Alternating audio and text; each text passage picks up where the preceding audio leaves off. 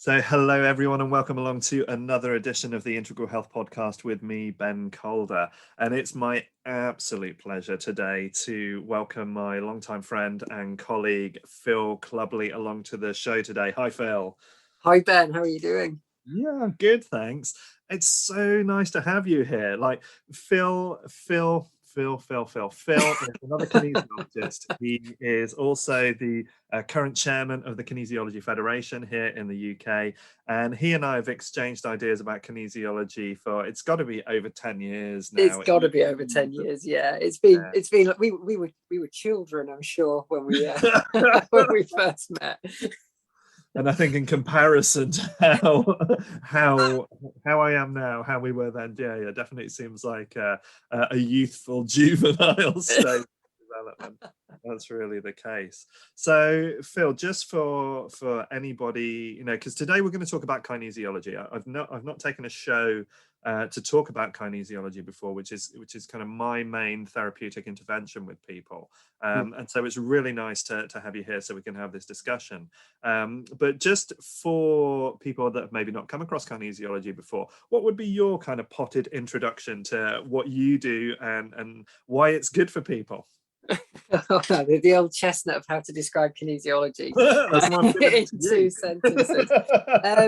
Normally what I say about kinesiology is it's just a way of accessing a person's subconscious. When some people are working with muscle testing, they say we're working with the energy system or the higher self, and I also go with that terminology as well. But I just think it's a lovely way of getting into our subconscious, finding out things that may be affecting us that we're not conscious of. When we're conscious of something, we can address it. We know it's there. But when something's unconscious, we're not always able to address it. And with muscle testing, we're able to access that part of the energy system, the subconscious, and get a response from the body. I guess in terms of if I'm introducing somebody to it, then I'll just ask what's going on in their life and give them an example of where kinesiology has maybe been useful in the past. But I mean, as you'll know, it's just got such a broad range of applications, because whereas the muscle testing aspect isn't actually healing, it's finding out what a person needs to do in order to bring some balance into their life. So it can be nutritional change, it can be exercise or activity, it can be relationship related. It can be the way people face problems that they're coming at them from the wrong angle. So in a nutshell. I love that as well, in the fact that we're identifying with the unconscious in there, because I would also in my work talk about it like we're talking to the unconscious. But I think people sometimes see that as an ethereal thing rather than actually a very solid physical thing. Like you're unconscious of the mechanism that makes your hair grow. You're unconscious of the mechanism that produces digestive enzymes or replaces your skin cells. So the unconscious is a purely physical thing as well. And when we consider how many biological processes are taking place in our body per second, we have absolutely no idea about. We really are working into that aspect of the unconscious. It's its physical self, as well as its kind of mental emotional self, as well as its environmental awareness, from what we're breathing in or what we're taking in water, as well as our cultural relational thing. How many absolutely. I mean, at the end of the day, we're a passenger in our own body. It's like, my body and everything that goes on, that's not me. The aspect that makes me just happens to be present in this body, which is a factory that's running 24 hours a day, and I'm absolutely clueless to most of what's going on in there. Our conscious mind is a tiny percent of what's going on. So once we can start actively finding out information through feedback from this amazing system, we can make huge changes with minimal effort, which is what I love about it. I love the minimal effort aspect. Absolutely. And I think people as well, we we have evolved into a culture, into a type of being that sees itself at the apex of its own evolutionary development. And from that point of view, and I love Peter Levine talking about this, he talks about the body not being a top-down system that's controlled through consciousness down, but actually a bottom-up system. And he kind of quotes research within that shows that the body will actually start to react to things in its environment a good half a second before the mind starts to create any conscious awareness of that or frame any thought around that. So, and I really think we've lost a lot of connection to what is going on in that body awareness, that enteric nervous system. And so we're just this kind of high-flying celebrity, as you say, the passenger in our own body, walking around, not realizing that there's this whole crew of people that are facilitating every single step that you take, you know, and that's where we are. Yeah, it's absolutely true. I mean, and you know, it's like you say, the brain, or the conscious brain, is always so far behind everything else. I mean, there's loads of research at the moment about the gut being the first brain, and that kind of makes a lot of sense, because very often we will absolutely feel something before we're consciously aware of why we feel that thing. And you know, I always say, you know, the gut is the first brain that responds to a situation. It feels something, it intuits something. The heart then gets involved and starts putting some feeling into that. And then our brain gets involved, and our brain's like, you know, it's like this Larry thing that has no idea what's going on. And it's just got the loudest voice. And your intuition's going, no, please listen to me. And the brain's going, Whoa! And it's just like, yeah, it's like, and again, that's what's brilliant about kinesiology, is taking the brain out of it. You know, when you've got a client in and they kind of go, how do I know I won't be influencing the work that's coming up? And it's like, your brain won't stand a chance. It's like, I will be so far ahead of where your brain is. By the time your brain's listening to my question, I'll be another 2 questions in. And so I think that's what's brilliant about it, is you're almost taking out that conscious link that could potentially start to influence the way a session goes. Yeah, sure. And I think it's important, though, for anybody listening to realize that as kinesiologists, this doesn't mean that we have unfettered access into your system. Your body is always caring for you at quite a high degree. It's not just going to allow us to willy-nilly run. Absolutely. Yeah, and I, you know, it's like if I do muscle testing training on workshops or talks or anything, it's like you only ever ask questions that you've got permission to ask, and you ask them openly of that person. And it's like, as soon as you're asking questions that the client hasn't given you permission to ask, you're going to get nonsense responses, because that energy system will absolutely defend itself. Yeah. And I don't think people actually realize how much their bodies are already doing what we do anyway. And like, one of the descriptions that I talk to with my clients, especially when they first come in to see me, is about how you've had these responses and your body's actually showing you all of this stuff already all the time.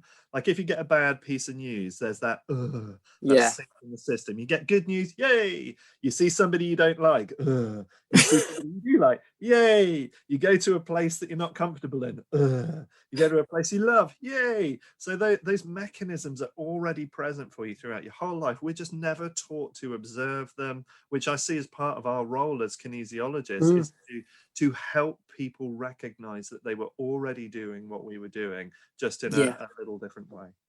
Yeah, and I think sort of slightly further to that as well is, you know, having that feeling of walking into a space and going, ugh, you know, feeling uncomfortable, but actually then acknowledging that that's the way you feel. Because again, as human beings, we're very good at thinking, oh, this feels uncomfortable, I'll do something to mask the discomfort.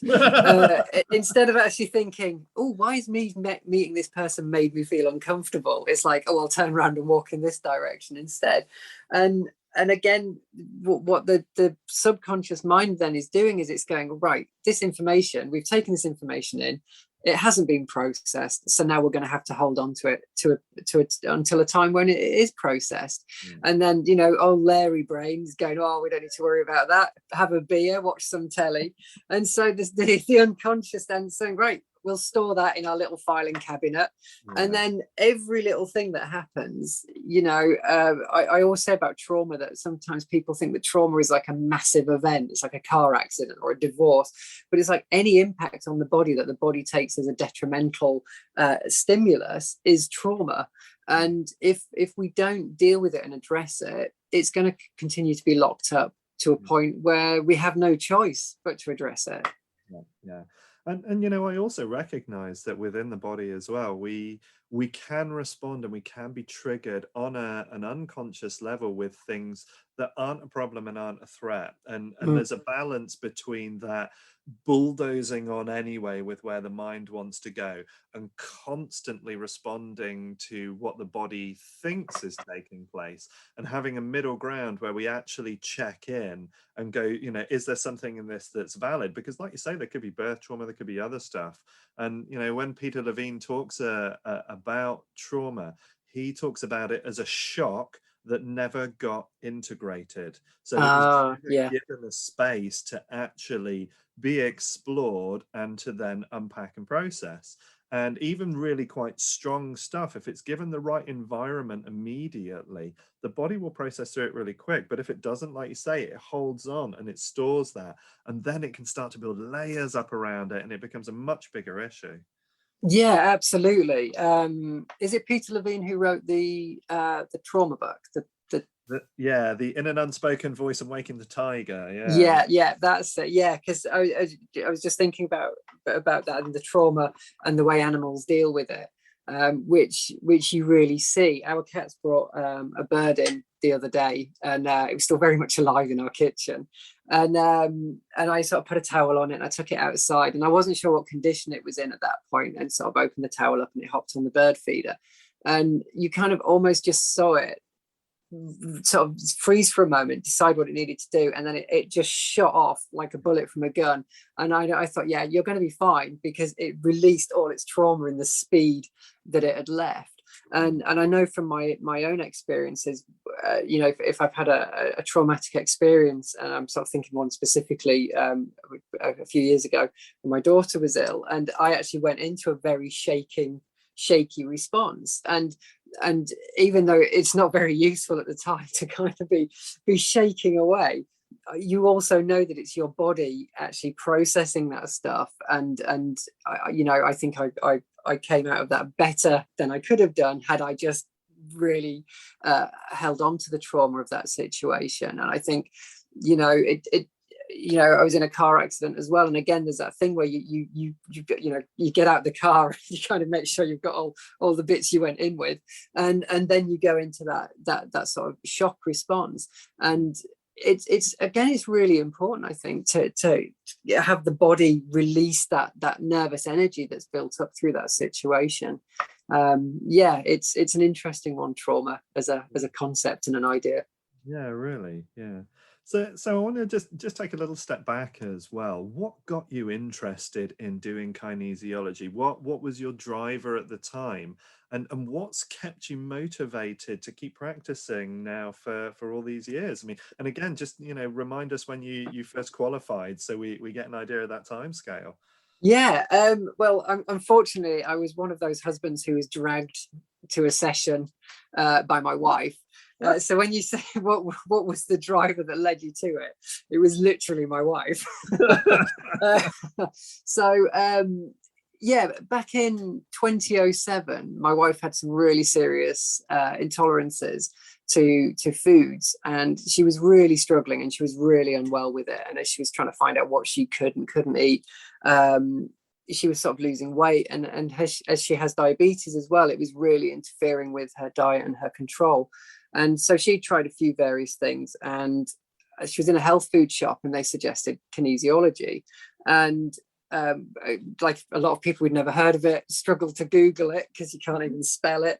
The fact that we're saying it differently as well, just again, you say kinesiology, which a lot of people do, and a lot of people still say kinesiology, although I think your pronunciation is more accurate. So she came home, Googled it. We found a practitioner in York. She went, and within a couple of sessions, it turned her diet around. At the same time, I was suffering with a shoulder injury, which I think I'd had for a couple of years. I used to work in a cinema in Leeds, and we used to carry films downstairs, and films were huge, you know, could easily be sort of 5 foot across, and you'd have one under your arm. And I tripped on a step, and the film hit the step and jarred up into my shoulder, and it caused a problem. And I'd been seeing a chiropractor for all that time, and it would ease it, or it would suddenly move to the other shoulder, which was always very, very bizarre. And so my wife said, "Oh, go and try some kinesiology and see if that'll sort it out." And I kind of harumphed and thought I couldn't possibly do it. You know, this is, you know, the kind of kinesiology it wasn't a physical therapy. It was all about thinking, and I'm sure there were some crystals involved, and it all sounded like absolute hokum to me. And so I begrudgingly went and paid my money, and just had the most enlightening experience of my life. It was, you know, it was so weird, but kind of so pertinent. And so I ended up needing 4 sessions for the work I was going in with. And by the second session, I was like really, really loving it. By the third session, I think I'd already decided I wanted to learn how to do it. It just seemed like such an amazing thing. And I was talking to everybody I could about it. So you've got to have kinesiology, you've got to have kinesiology. And I just thought maybe I should learn how to do kinesiology, and then maybe I could start helping people. So it happened really, really quickly. I think my first session was in April or May 2007. And I think by July I'd booked on to my first health kinesiology course, which would have been with you, Ben, but you were full. So back in the days when I was still the dates wouldn't tie in, or something happened. So yeah, I ended up going with somebody else, but we worked together in the end. The planets aligned, and just absolutely loved it. Just absolutely thrived on learning how to do it. I enjoyed working with clients. And I qualified in 2009, and pretty much sort of just took off. In terms of what keeps me passionate, I think it's just seeing people improve. It's seeing people come in with something that they have no expectation of seeing an improvement. They've seen everybody, or they've done everything they can think of, and it just makes a change, it makes a shift, or it makes sense.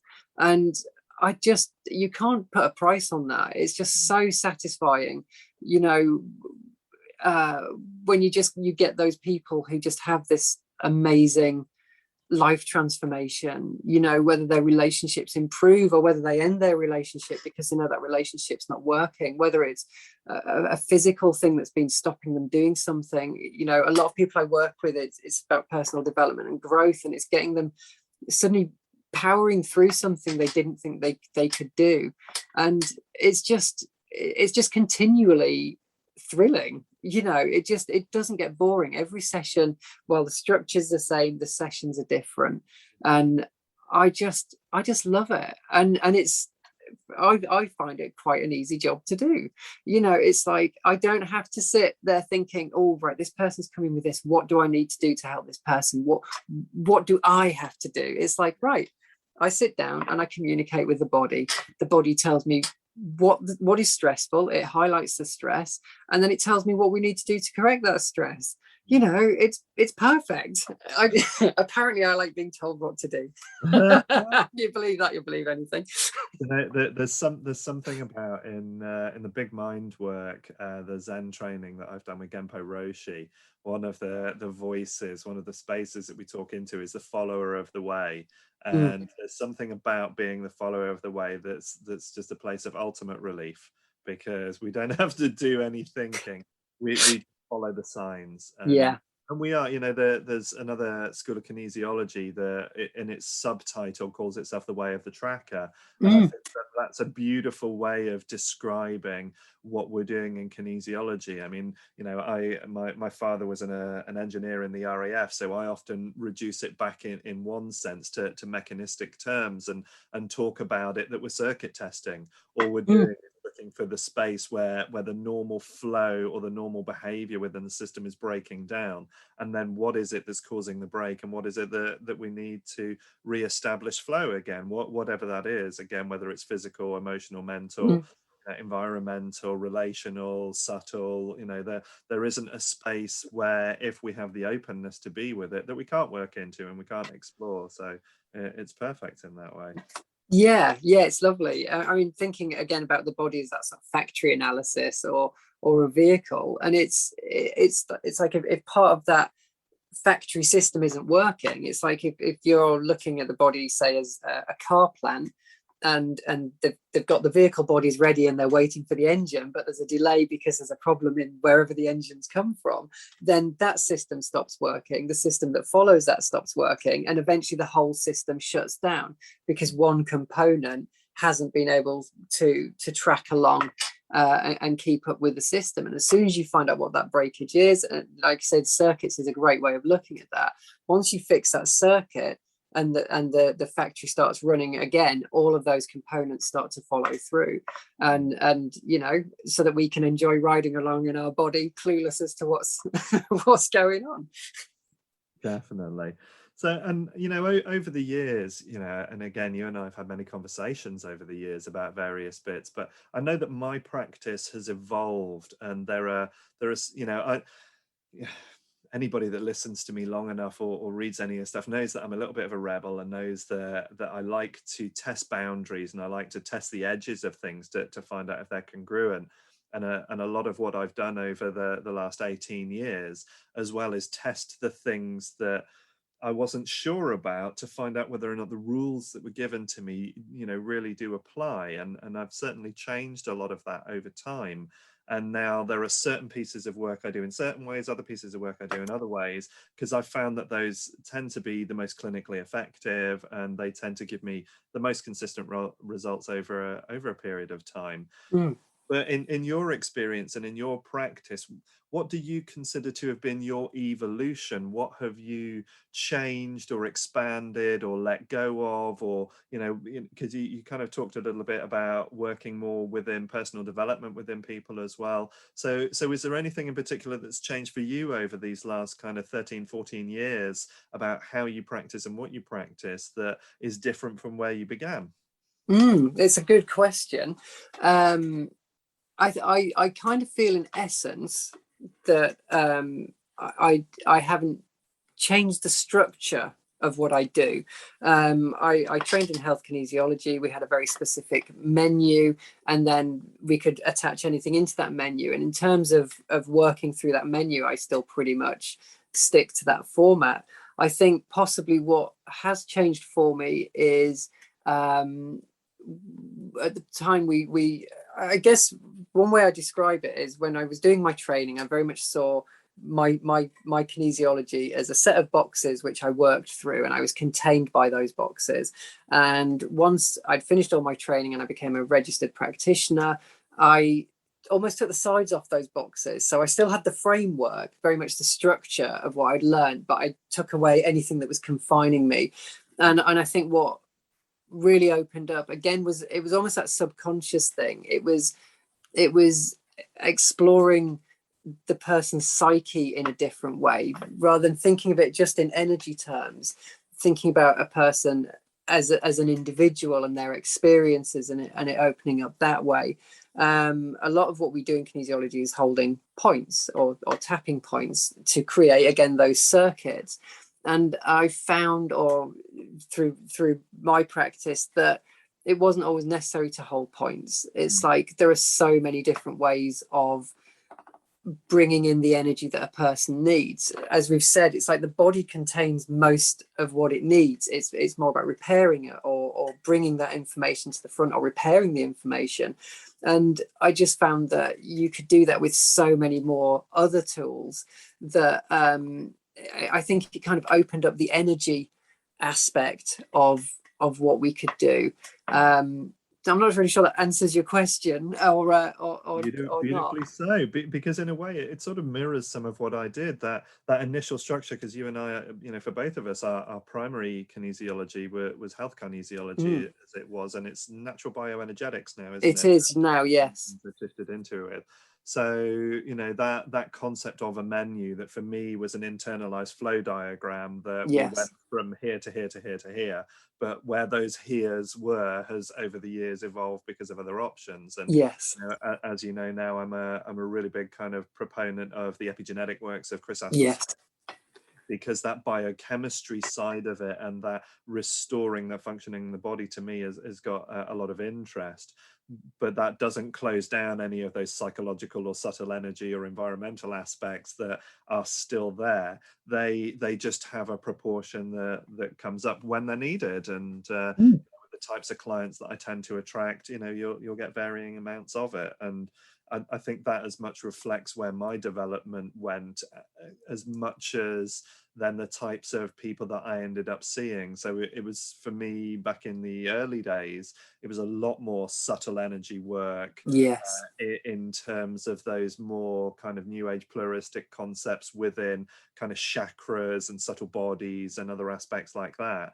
And now I find that I less need to describe things in those terms to be able to affect those aspects within an energy system, you know, which for us is that total psychophysiological being rather than something that's separate from the physical. Yeah, because I found as well, once I started doing interpersonal skills, that I became really interested in the counselling aspect as well. So rather than just getting a client in, popping them on the couch and seeing what the body had to tell us, it is interesting to see what is in the conscious brain, and getting the conscious brain it's almost like exercising it. It's like, you know, there are levels of the subconscious, and there are those subconscious ideas that poke into the brain but don't quite reside there, and so people are kind of aware of things.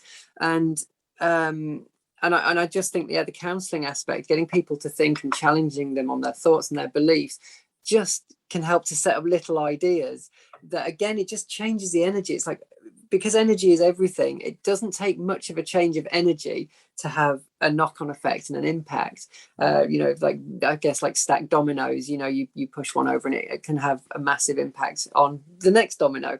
But also the shadow work that I've done with you, it just opens up, again, another dimension of where people are. You know, listening to them talking, hearing where they have problems in their life, and then thinking, actually, this problem comes straight back to you. That gives us a starting place. You know, they don't need to know what shadow is or necessarily work with shadow in that way, but it's enough to get an idea from that person where their mind is. And I just find that a really useful place to start with people. I think kinesiology from a men's point of view, I find this with men I've worked with, is they don't want a talking therapy. They you know, they don't want to discuss their feelings. They don't want to talk about their problems.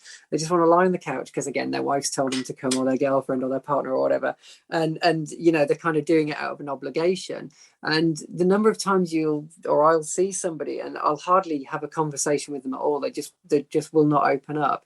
And you do the work, and then you see them for the next session, and there's a little bit more opening up. You know, they talk to you, and then after 3 or 4 sessions, it can be difficult to actually get them to stop talking. So you can do any actual work. You know, we know it's all work anyway, but you know, it's incredible to see that, you know, when you give them permission to not speak, it's like, I don't need you to speak. I had a chap in a few weeks ago, and he said he'd done some talking therapy and hated it. And I said, that's fine. I said, I don't need you to talk to me. I said, I will ask you how you're feeling, and I'll ask you, you know, whether anything's come up. You can tell me to fuck off if you want. It's like, it's absolutely fine. Tell me what you want. Don't tell me what you want. Tell me to jog on. You know, it's your session. And he didn't need to tell me stuff. It's like, I was connecting with his energy, and I was working with him. I could feel his anger. I could feel his rage that he'd bottled up.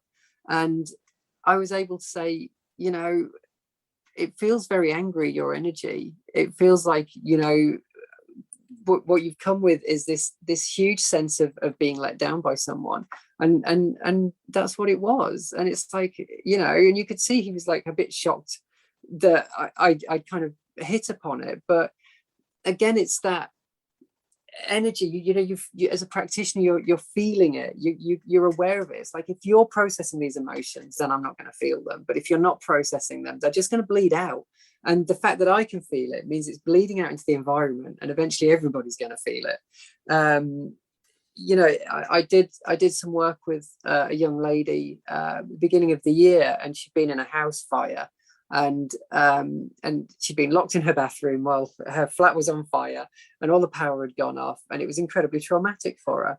And we only did one session, and I said, oh, you know, with your energy, it feels like this is what's going on in your life. And she went, oh my God, it's taken 3 years of counselling for my counsellor to have said that to me, and you've done it in one session. And it's like, it's not because I'm a genius or anything, it's because your energy system's desperate. It's desperate to release this stuff. And I just can sometimes hear it, and if I can't hear it, your body will tell me through muscle testing. It's, how can you ever get bored of it, Ben? Do you know, I never have. You know, I'm one of the, I think like you, one of the few people that doesn't mind coming back to work after a holiday because of the nature of the work we do is so enjoyable. And I think you kind of really covered such an interesting point that, you know, as a series of tools, we've got some great tools within kinesiology, but I think one of the things that's been most important to me over the years is actually my developmental understanding of psychology and how we develop psychologically, different stages we go through, different levels of inclusion, even from kind of egocentric to ethnocentric to world-centric and so on, and just how we look at the world differently. And this is why it's been so important for me to do things like the relationships training I've done, do the shadow work, to do the integral transpersonal work that I've done, to look at all these other dimensions of just the mind. Yes. You know, and we you know, at the beginning of the podcast, we're talking about how, you know, we've got the Larry kind of character, still the passenger in the body, and having access to all that body information is great, but we can also help. And, you know, in my analogy with people, I talk about, you know, in the vehicle, are you servicing? Do you put quality parts in? What's the quality of the fuel? Yes. You know, and that's the mechanistic side of the vehicle, but the other side of it is how good a driver are you? Yes. You can be doing all the servicing, all the parts, all the things that look after the vehicle, and then driving like an idiot. Yeah, Or you that's can a brilliant analogy. Driver, but not do any of the servicing. And then on top of that, the fifth quality that I then look at is what were the roads like?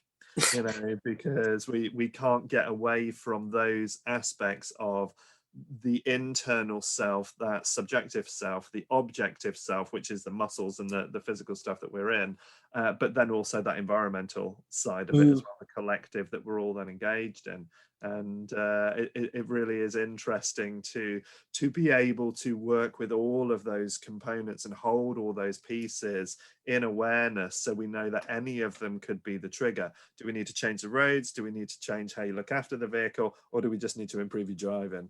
You know, you want to go about it. Yeah, that's a beautiful way of looking at it. Yeah. So you also, I mean, one of the things, again, you know, even I don't know, even if I can find the words for it, I'm really proud of you as another man, as a person that's developed and done the work you've done and offered the work you did. So it was really exciting to me when in 2018 you were taken on board on the board of the Kinesiology Federation. And in 2019 you became chairman of the Kinesiology I know, Federation. it all sounds so grown up. We've got beards, look at us, grown up. And reading glasses. Yeah, sure. Well, these are actually just blue light glasses on me. So fair enough. No, mine are very focal. I'm that old. Brilliant. So tell me what it's like for you to have actually come to that place. And you know, I kind of look at our developments as creating increasing layers of complexity. So when it was just me, it's one thing. When it's me and others, it's another thing. When it's me and this group, it's another thing altogether. So what's it been like for you to kind of move up from that point where you decided to do your kinesiology because you were really interested in that side of it, to now be, you know, chairman of the largest kind of kinesiology organization in the UK?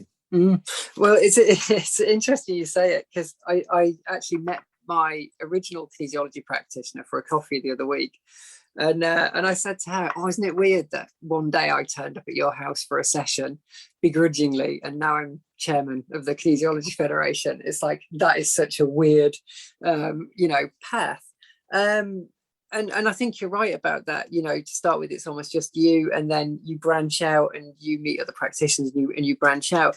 And I think my reason for wanting to be on the policy board initially was that there are so many different schools of kinesiology, and even though in essence we're all doing the same thing, we all have different ways of doing it. And I'm very much about community and inclusivity, and I just thought, just be part of an organization that has all these different schools but sort of separate. And I thought, if there's a way of making it more of a collective and making us all more on the same page, then that's something I would really like to see. And I feel that's happening. You know, I really feel it with when we have meetings and we talk to the schools and everything that's going on, that there really is a nice melding of ideas. What was your question? What's it been like? What's it been like? Yeah. So yeah, it's been good, but it has been good. I mean, what's really interesting is, you know, I'll suggest an idea to the board, and then they'll just all go, oh yeah, and they just agree with me. And it's like, you know, sometimes I have to tell my wife, it's really, you know, it's amazing because people do agree with me sometimes. And you know, and it's like, it's the fact that we can have an idea or have a discussion and actually move things on in a really positive way, and to be part of that it feels really significant. You know, it feels like there is this legacy, and the Kinesiology Federation is 30 years old this year, and I've been interviewing some of the founding members and people who were on the policy board back then, and it's really heartening to hear where they came from, the reasons they felt we needed the federation in the first place, to think that we're kind of still carrying that torch for the work they've done, and that we're laying the groundwork for the next 10, 20, 30 years for the people that follow the current policy board members. And yeah, it's really empowering, and really it's very satisfying to think that we're doing things that are keeping kinesiology going, and hopefully growing it and raising the awareness of it. It's a nice thing to be a part of. It's hard work as well.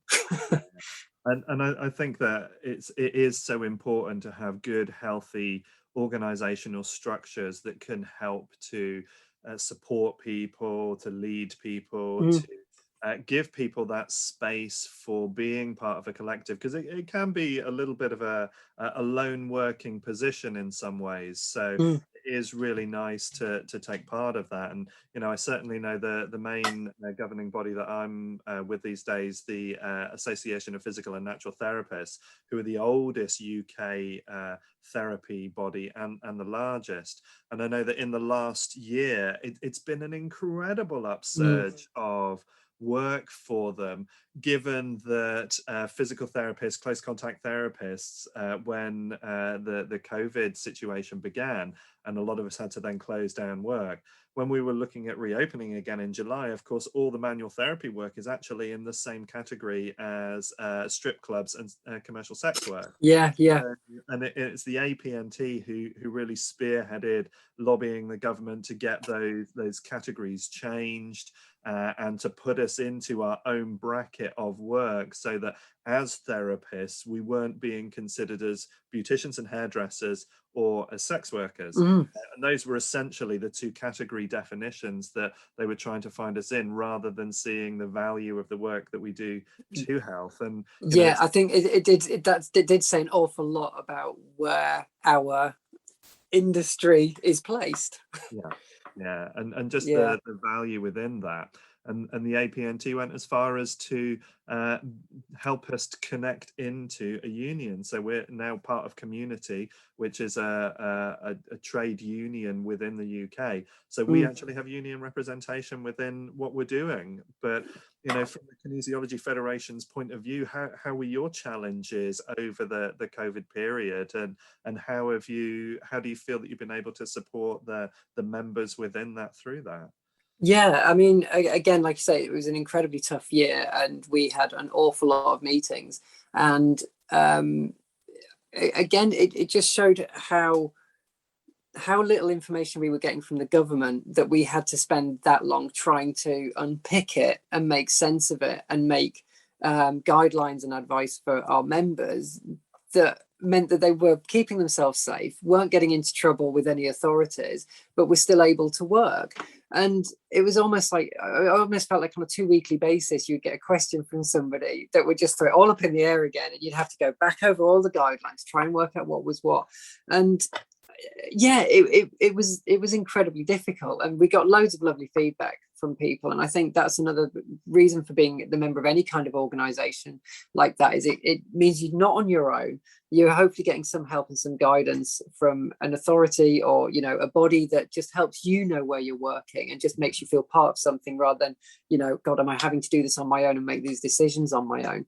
The federation is also part of the IHC, which is the Integrated Health Collaborative, which is an all-parliamentary body. So our connection with that's been really useful as well. So that's been lobbying the government, and again, as with your body, trying to get us classified as an essential part of people's lives. You know, it's like people don't come to see people like us for a jolly. You know, they come to see us because they've got stuff going on that they need to work through. And you know, some people may see it as a luxury, but for a lot of people it's more than that. It's essential part of their well-being and their, you know, keeping them safe. You know, you only have to look at suicide figures and things like that for the last sort of 16 months, which we don't need to go in, we won't bring it down. But again, it just shows that there's an element of our well-being that was not considered. And I think we were all working really hard to try and get that recognized as something that was as valuable as supermarkets for some people, you know. Yeah, sure. I mean, I find it quite interesting as well. I can't remember if it was early in 2019 or early in 2020, but there had been a parliamentary discussion on the fact that, you know, the NHS, you know, bless its soul for what it's been doing for us for so many years now, was struggling with certain types of conditions, certain types of people, and it just didn't have the resources, B, have the kinds of specialisms that needed to deal, especially with some of those chronic conditions. And that the complementary health sector was actually the answer to that. Yeah, because it gave people that space, that time, that variation in approach that could then work with the things that they had in a way that the NHS wasn't as well geared towards. absolutely. And I think that's become a really important thing for me, is the fact that we've got to look at what a structure like the NHS is great at doing and let it do that. And then look at what structures like the kinesiology is good at, and other manual therapies and other complementary therapies, what they're great at, and let them do that. And not for us, you know, and not for a minute do I think that I replace a GP or that I replace a medical professional in the NHS, but I do complement them. And the things that they're not good at dealing with, I might be great at dealing with. And so when we start to understand that there is that combined role, and that we do have a place and a purpose within that, and we can make a massive difference to this country, it's great that organizations like the Kinesiology Federation, like the APNT, you know, BCMA, all of the organizations that are working with that are there just to help the health of the nation. And that's our real driving force. Yeah, absolutely. I mean, God, I absolutely agree with everything you've just said. You know, I'm a huge believer in the NHS and what the NHS is capable of doing. I'm also a huge believer in what we do. And, you know, my wife works for the NHS, and I mentioned earlier on about when my daughter was ill and the trauma I had with that. Well, the illness she had, there was no way she would have survived without the NHS, you know, and I always say the NHS saved her life. She would not have survived. And I also say that I don't think she would have been as healthy and recovered as quickly as she did had she not had all the energy work that was going on at the same time. It's like the energy work alone was not going to save her life. It couldn't have done. The NHS on its own would not have had her recover as well and effectively as she did on its own. You know, they marveled at how quickly she recovered, and you know, they said there would be stuff going on for the rest of her life and she would always need checkups. Well, they stopped when she was 2 because they couldn't find anything wrong with her. You know, it's I just, you know, I just think I would love to see the two things come together and absolutely support each other. And I just think it would just, the nation's health would benefit so much. Yeah. And like everything as well, it's about finding that appropriate balance. It's around finding shared language and shared agreement around certain areas to make sure that, you know, when we are getting referrals, you know, and we do get referrals from medical clinicians, but I find that they tend to know us personally from that point of view. So they already understand how we're working as individual therapists, and they feel confident within that then to refer down to us. Whereas to be able to create a blanket referral system in the NHS, you know, we're still at a level, I think, where we're bringing training and standards and belief system and language up to a level that can be accepted by a mainstream model like the NHS. And I mean, everything is moving in the right direction, obviously much slower than we would like, but that's the nature of it, isn't it? Look at Brexit. Please, let's not look at Brexit. So what last thing I want to talk about future really, Phil, is the future. You know, so what are your plans at the moment? Where do you see what you're doing going over the next few years, and what's kind of got you fired up and excited within life in the future? Yeah, I guess, are we talking sort of individually, what I would like to be doing, or where I see kinesiology going? Both. Always. Oh, okay. Well, we've kind of touched on that, I guess, where kinesiology is going in the same way that we would like all therapies to go, that it would become more mainstream, more accepted, but also have that feed in from the NHS and support the NHS as well. I think in terms of me personally, at the moment, I still love doing one-to-one work, but I think ultimately I would like to sort of branch out, and I don't know about doing workshops, and motivational speaking doesn't seem quite the thing, but somehow engaging with more people at once rather than just doing the one-to-one.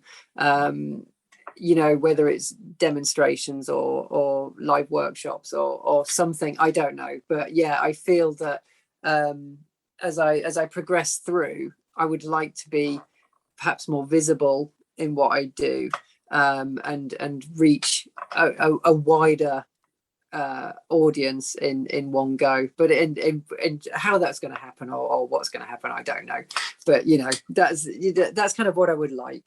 In terms of books and things like that and teaching, I've been asked whether I would like to teach, and the thought of teaching in itself is good. I think I could teach practitioners, but as we mentioned earlier on before we started the podcast, there's all the practical aspects and the admin aspects of teaching, which I'm less enthused by. So that, but again, you know, the idea is there, the seed is there, so it might lead that way. And I think at some point I would like to at least have a stab at writing a book, even if it's just one I end up writing for myself. I would like to get my experiences down, and you know, what I've learned about this world, and just see where it goes. You know, I just think, like I said, for my own sake, I feel I need to record it at some point, because the last what's it been, 14 years since my first session. You know, it's just been the most incredible ride. You know, I kind of didn't really say when I got into kinesiology, I went obviously with a physical thing, but I didn't realize how much anxiety I had, how little self-confidence and self-worth I had, how angry I was. You know, I you know, at the time when you're living your life, you just kind of, that is your life. But you know, looking back, I think, God, I did have such a hard time. I was having panic attacks and, you know, palpitations. And to me, that just seemed normal. And, you know, just my life was so small. You know, it was like, it was fine. It did what it needed to do. But everything was so carefully structured to keep me as safe as possible. And I guess, like when I was saying about the health kinesiology menu, which was all boxes, and I took the sides off, it became a structure, that I'd just been living in boxes. And it just opened up this incredible world for me, but also one that I'm then able to share in some ways with other people. And that keeps me fired up, mate. Yeah, beautiful. And, you know, totally feel you on the whole admin thing as well when it comes to teaching. If there's one thing that I would always happily do less of, it's admin and paperwork. And you know, if anybody from TED Talks is listening, Phil and I are both available, you know, because that seems to be like a nice niche in the middle of not quite a workshop, not quite teaching, kind of public. Yeah. There's something in there. I reckon we could, you know, bit of stand up or something. We could work something out. Stand up, musical interludes as well. We could absolutely, yeah. Show, couldn't we? But you know, I can do. I've got a few impressions I can do. Yeah, a bit of vaudeville. That's what we want. I think it would be beautiful. Excellent. Phil, thank you so much for joining me here on the Integral Health Podcast today. If people want to get in touch with you and they want to connect with you and they'd like to come and see you for work, where can they do that? My website is www.philclubley.co.uk. So there's information on there and details of getting in touch. I can be found all over Facebook and Instagram. So Facebook, I think it's Phil Clubley Kinesiology, and Instagram is philclubley.kinesiology. And there's, hopefully stuff on there that people might find of interest. But yeah, always available for a chat.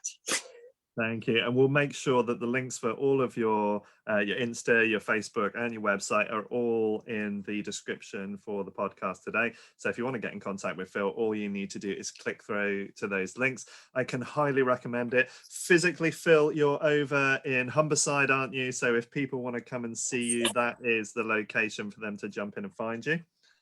Yeah, I'm over in Anlaby. I work from a wonderful little clinic called the Injury Clinic. Which again is a nice little collective of people doing different things, and it's just good to see people doing physical therapy, people doing energy work, and it all coming together in a collective whole. Yeah, beautiful, excellent. Well, thank you so much, Phil. It's been a real pleasure chatting with you today. Thank you for joining the Integral Health Podcast today. Oh, thanks, Ben, and for everything you've done on my journey as well. Thank you. Yeah, always really appreciated. Thank you, everybody, for listening today. This is Ben Calder on the Integral Health Podcast, and we'll look forward to seeing you in the future for another edition. Thank you. Take care, everybody. Have a great life.